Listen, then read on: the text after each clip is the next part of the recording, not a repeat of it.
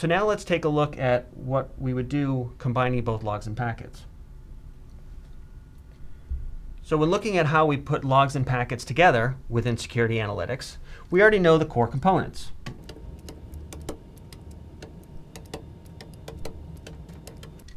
For simplicity, I've put an LD for a log decoder and a PD for a packet decoder. So core components, again, very similar. We need our decoders for capture and parsing. We need our concentrators for indexing. We need our broker to be able to communicate to both of the concentrators. And then we need our SA head unit, which provides the UI. So if we look at what we have here, we're collecting logs, we're collecting packets, and all of that data is being presented through the UI. In collecting logs and packets together, I'm able to slice and dice through, look at log, for example, and look at packets, look at both. So I may want to investigate on a source IP. From that source IP, I can then see all the log traffic related to it and all the packet traffic related to it as well. So I'm able to go back and forth between both.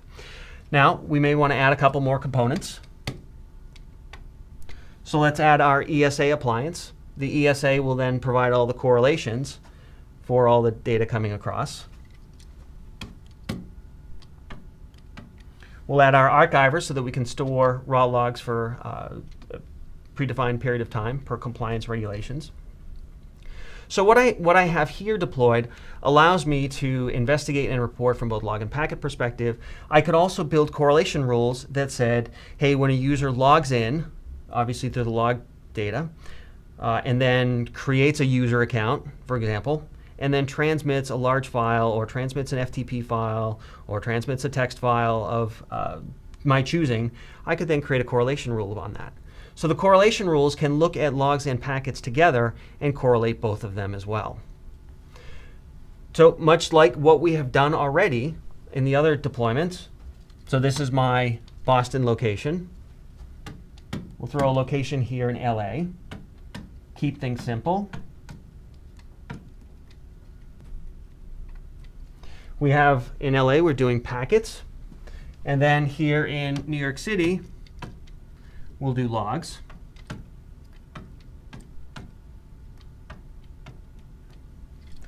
So again, in this scenario here, single concentrator in both locations means they can both be hooked to a single broker.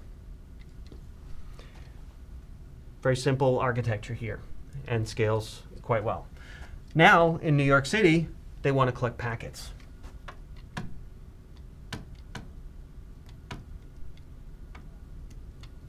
So we have our log decoder, our packet decoder, and our two concentrators.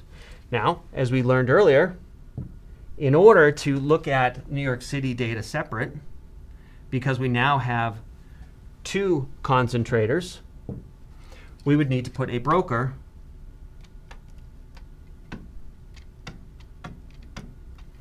in front of those two.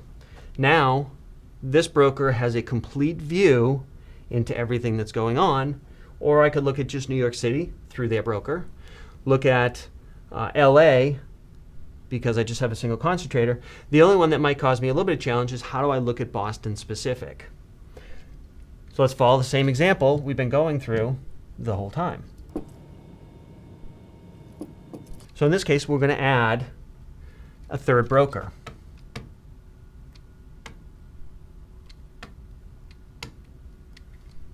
We have our broker sitting in front of Boston. We then have the New York City broker and the LA concentrator talking to the top-end broker. So now, to view this entire architecture as a single view, I connect to the top broker, which then has views into all the other data sources. If I want to look at New York City, I can speak to just that broker. Just Boston, this broker. Just LA, this concentrator. So to wrap things up on the logs and packets architecture, let's just expand LA a little bit more.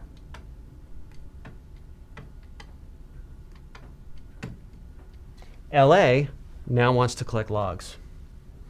Again, we have our two concentrators.